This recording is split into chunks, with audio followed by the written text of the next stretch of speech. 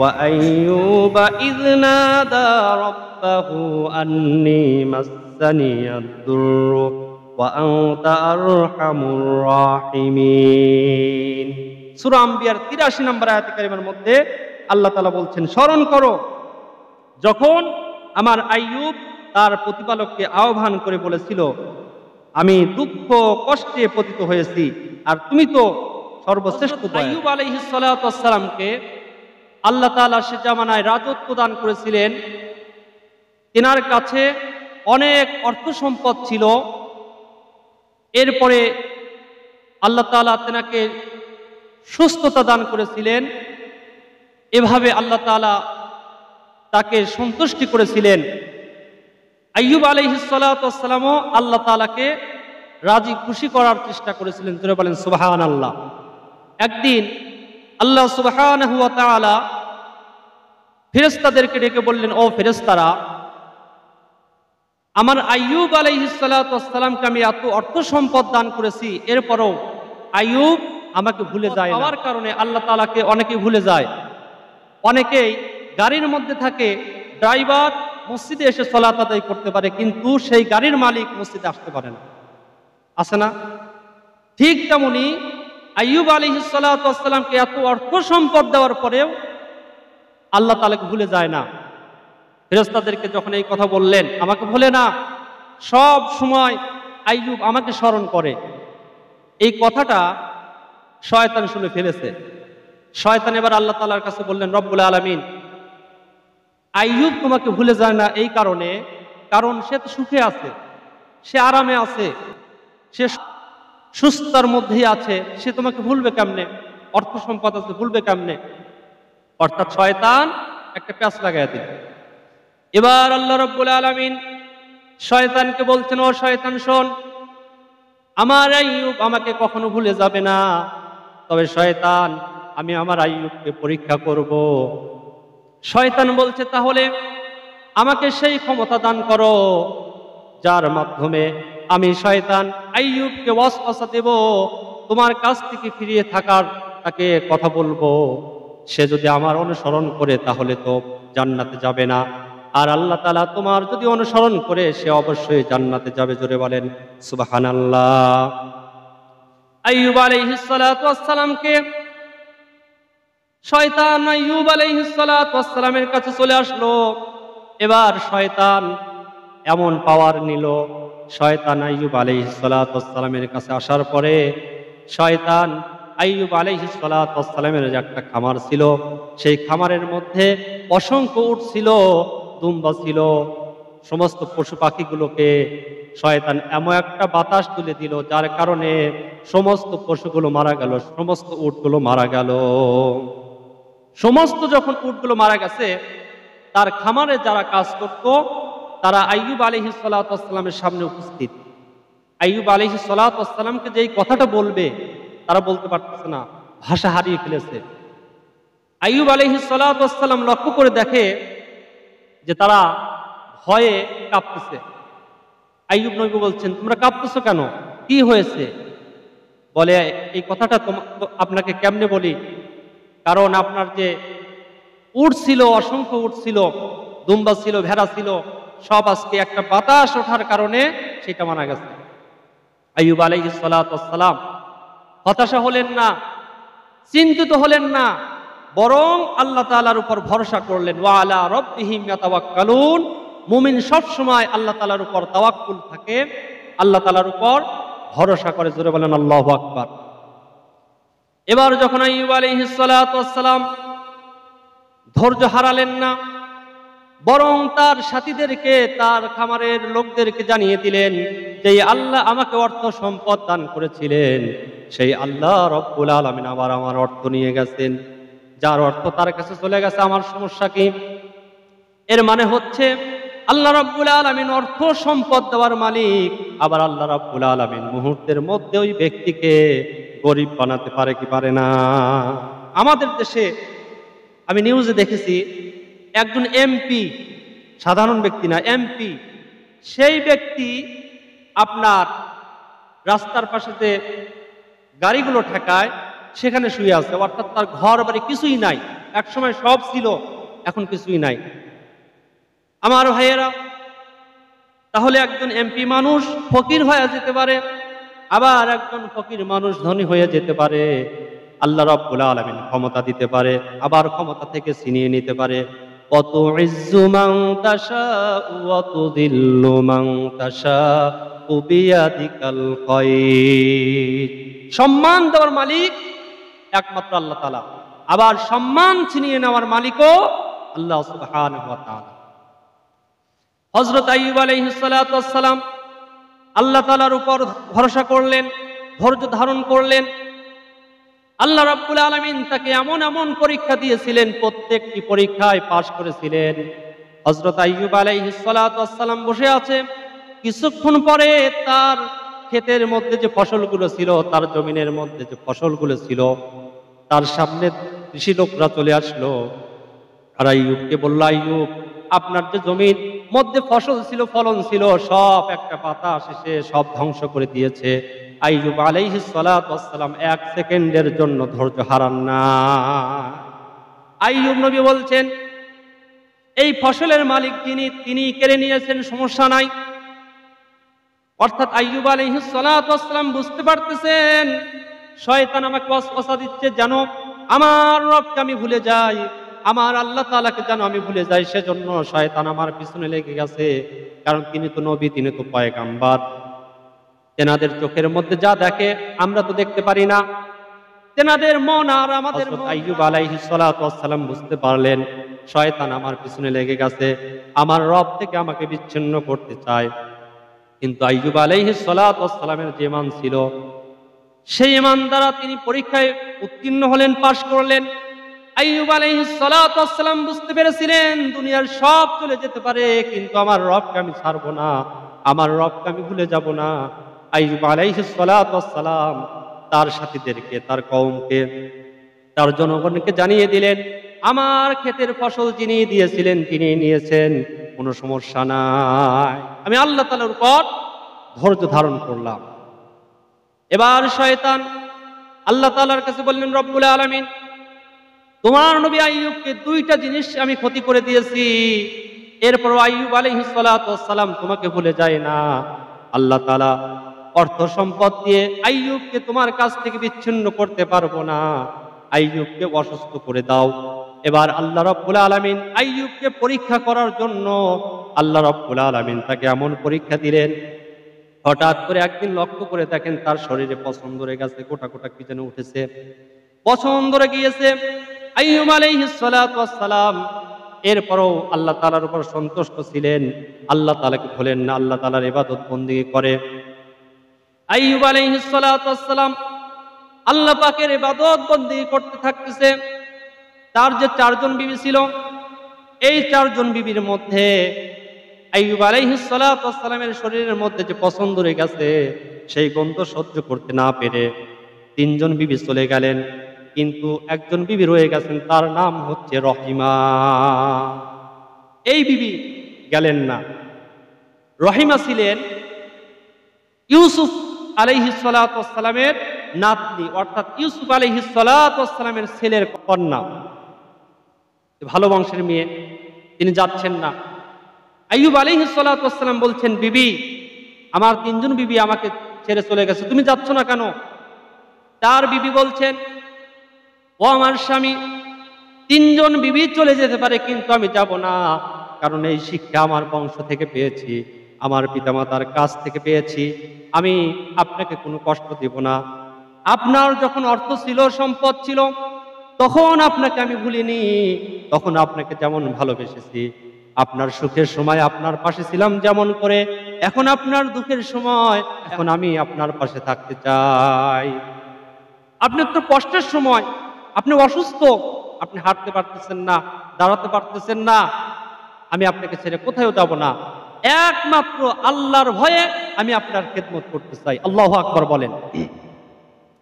আমার ভাইয়েরা, আল্লাহ রাব্বুল আলামিন বলেছেন, ওয়া কানা হাক্কান আলাইনা নাসরুল মুমিনিন, ও বান্দা, তুমি যদি মুমিন হও, তুমি যদি ঈমানদার হও, তোমাকে সাহায্য করা আমি আল্লাহ তাআলার জন্য ওয়াজিব হয়ে যাবে।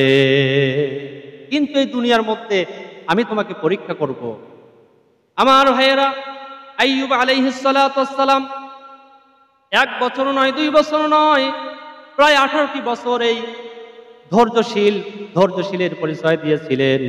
আল্লাহ রাব্বুল আলামিন বলেছে, ইল্লাল্লাযীনা আমানু ওয়া আমিলুস সালিহাতি ওয়া তাওয়াসাউ বিল হাক্কি ওয়া তাওয়াসাউ বিস সাবর।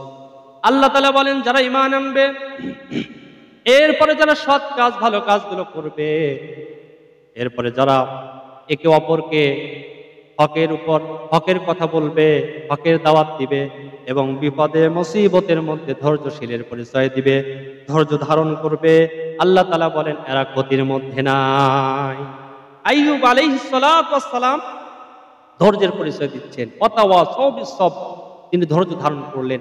যে আল্লাহ আমাকে রোগ দিয়েছেন, সেই আল্লাহই আমাকে রোগ মুক্ত করতে পারে। জোরে বলেন সুবহানাল্লাহ, আর জোরে বলেন সুবহানাল্লাহ। হযরত আইয়ুব আলাইহিস সালাতু ওয়াস সালাম এবার যখন আল্লাহ তাআলার উপর তাওয়াক্কুল করলেন, ধৈর্য ধারণ করলেন, আল্লাহ রাব্বুল আলামিন আইয়ুব আলাইহিস সালাতু ওয়াস সালামের উপর খুশি হয়ে গেলেন। তার স্ত্রীকে ডেকে বলছেন, স্ত্রী রে, তুমি আমাকে ছেড়ে চলে যেতে পারো। বলে যে না, আমি যাব না। এবার শয়তান দেরি করলো না। শয়তান ওই গ্রামের মধ্যে প্রত্যেকটি মানুষকে ওয়াসওয়াসা দিল আর বলল, তোমাদের দেশের মধ্যে, তোমার এলাকার মধ্যে যেই পয়গম্বর আছে, যেই নবী আছে, আইয়ুব যার নাম, তার সারা শরীরের মধ্যে পছন্দ ধরে গেছে, তোমরা চলে যাও। আর না হয় আইয়ুবকে এই দেশ থেকে ত্যাগ করে তাড়িয়ে দাও। সকলেই মনে মনে চিন্তা করলো, আমরা কেন যাব? দরকার হয় আইয়ুবকেই দেশ ত্যাগ করে ছাড়বো, তাড়িয়ে দেব। আইয়ুবের সামনে সকল মানুষ চলে আসলো। আইয়ুব আলাইহিস সালাতু ওয়াস সালামকে বলছেন, ও আইয়ুব, তোমার শরীরের মধ্যে পোকা ধরে গেছে, সারা শরীরে পছন ধরে গেছে, তুমি আমাদের দেশে থাকতে পারবে না, চলে যাও। আইয়ুব আলাইহিস সালাতু ওয়াস সালাম হাঁটতে পারে না, দাঁড়াতে পারে না, অসুস্থ।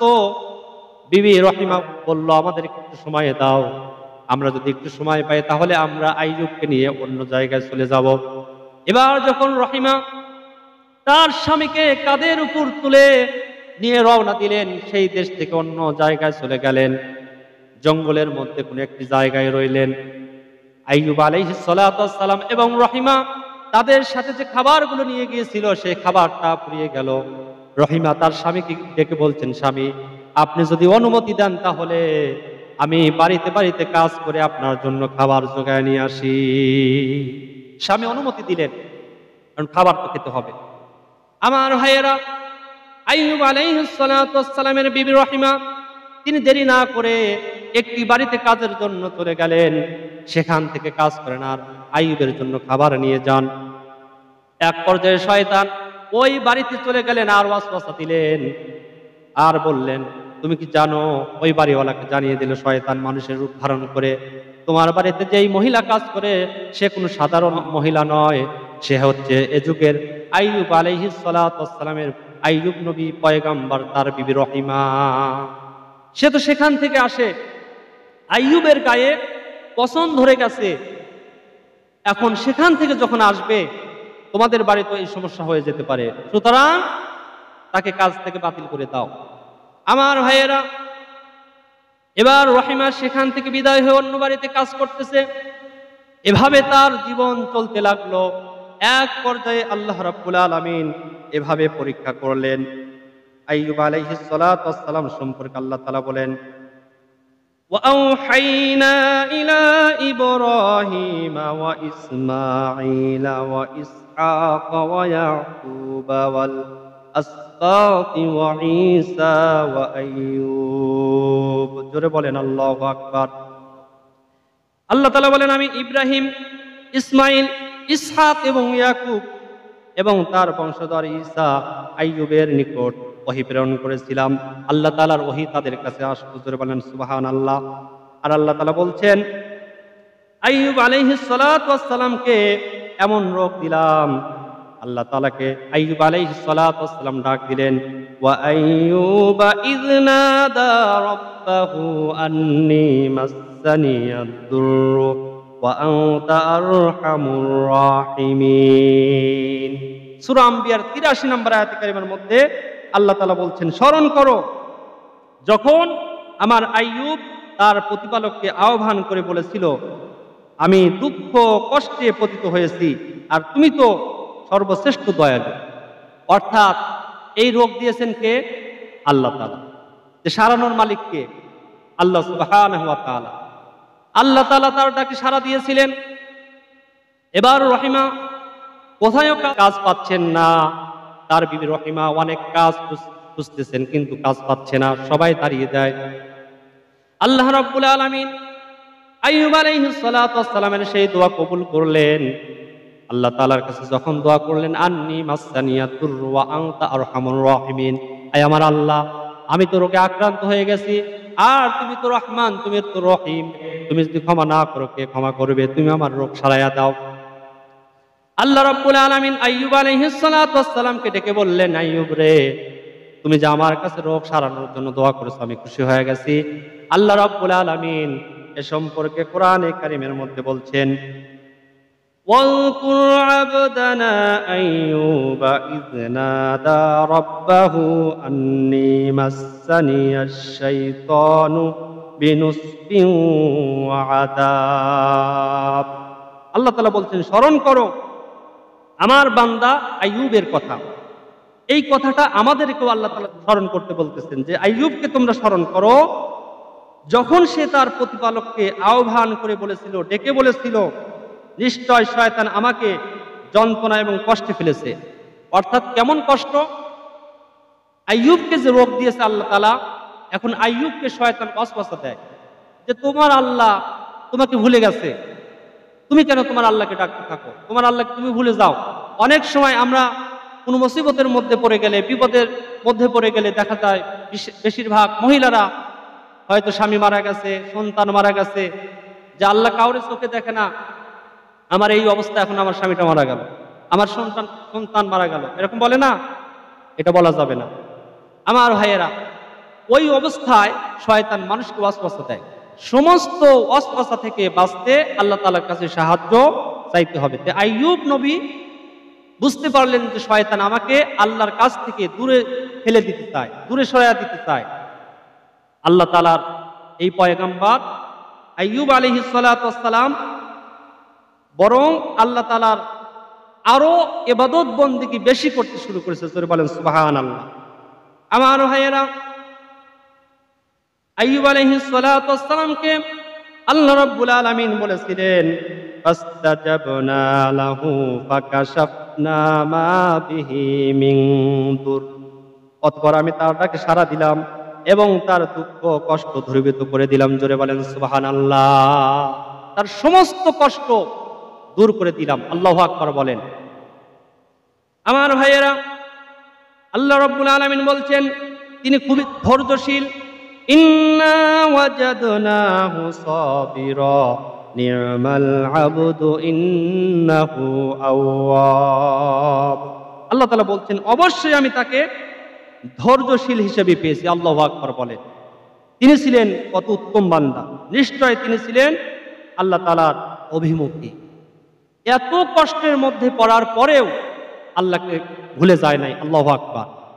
আমার ভাইয়েরা, আমরা যদি 1 বছর 2 বছর অসুস্থ হয়ে যাই, তাহলে দেখা যাবে আল্লাহ রাব্বুল আলামিনকে আমরা বলবো, আল্লাহ কত মানুষ সুস্থ, আমাকে কি তুমি চোখে দেখো না?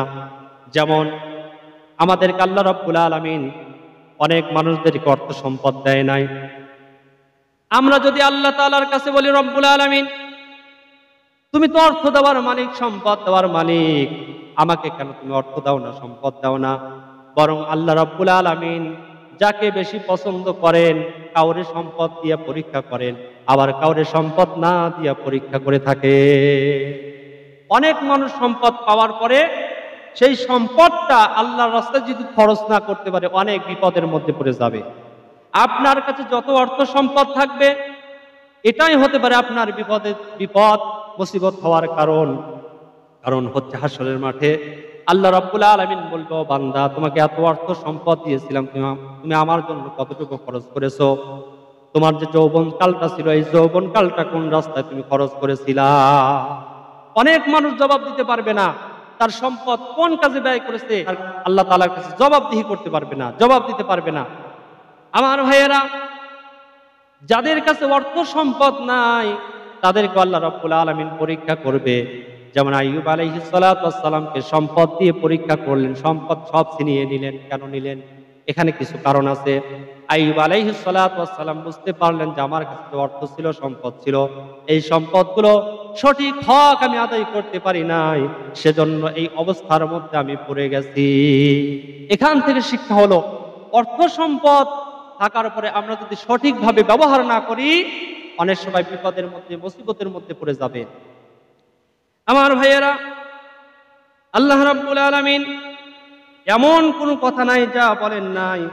আল্লাহ রাব্বুল আলামিন আইয়ুব আলাইহিস সালাতু ওয়াস সালামকে এভাবে পরীক্ষায় উত্তীর্ণ করলেন, পাশ করায়া দিলেন। আল্লাহ রাব্বুল আলামিন বলছেন, আইয়ুব নবী যখন পরীক্ষায় উত্তীর্ণ হচ্ছেন, যখন তার রোগ ব্যাধিকে আমি সারিয়ে দিলাম, আল্লাহ রাব্বুল আলামিন কোরআনে কারীমের মধ্যে বলেছেন, ওয়াহাবনা লাহু আহলাহু ওয়া মিসলাহুম মাআহুম রাহমাতাম মিন্না ওয়া যিকরা লিউলিল আলবাব।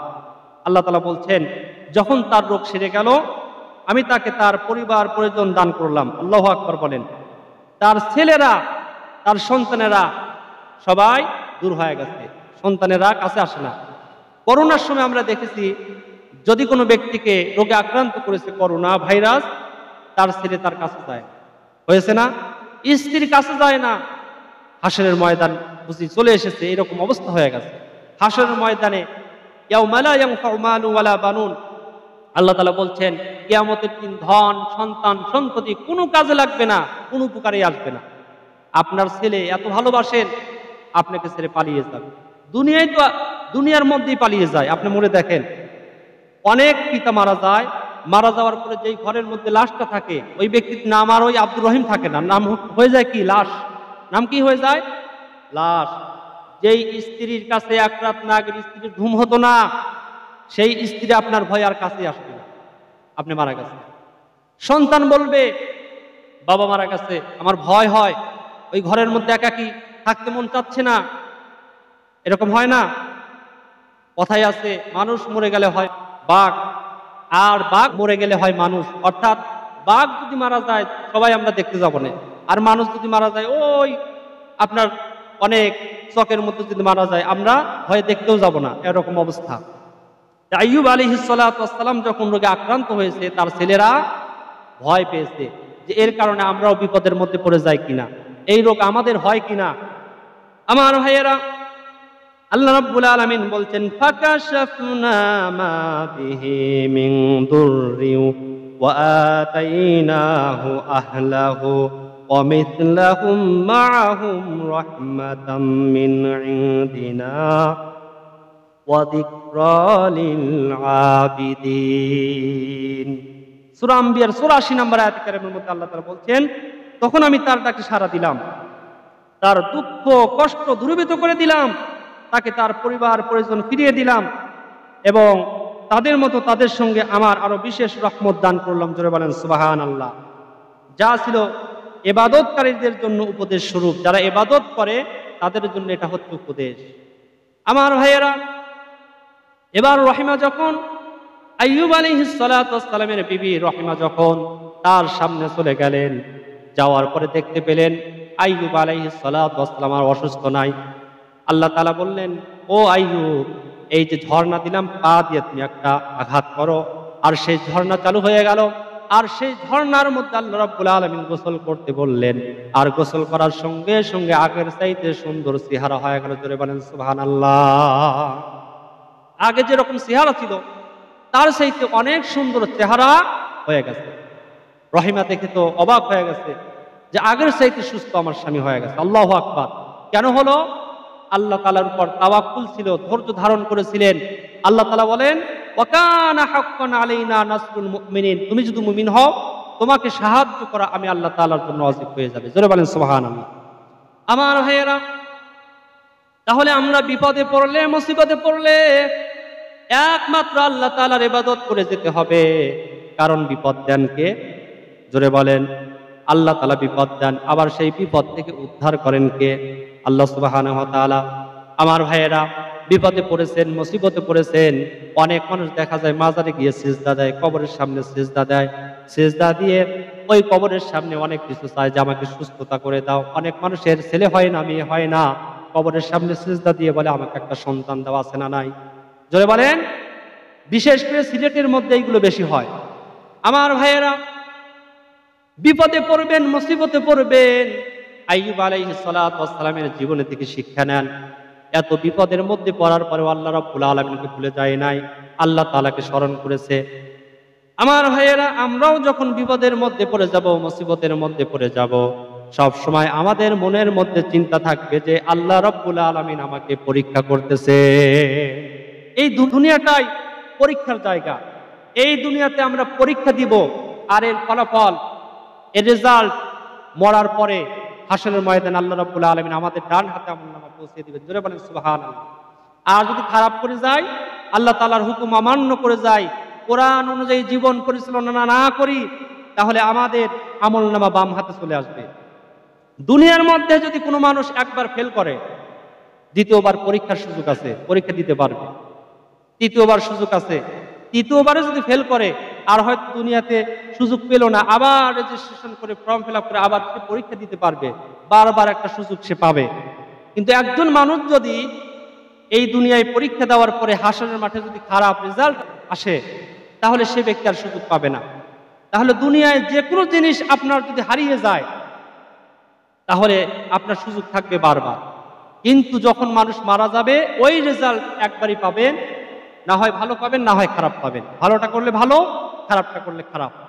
আমার ভাইয়েরা, আইয়ুব আলাইহিস সালাতু ওয়াস সালামের যে অর্থ সম্পদ ছিল, সমস্ত অর্থ সম্পদ আল্লাহ রাব্বুল আলামিন আবার ফিরিয়ে দিয়েছিলেন। আমার ভাইয়েরা, এভাবে আল্লাহ রাব্বুল আলামিন মানুষদেরকে পরীক্ষা করেন। সেজন্য আমরা এই পরীক্ষায় উত্তীর্ণ হতে চাই কি চাই না? এই মসজিদের জন্য কোন ভাই আছেন 1000 2000 আল্লাহকে রাজি খুশি করার জন্য দান করবেন?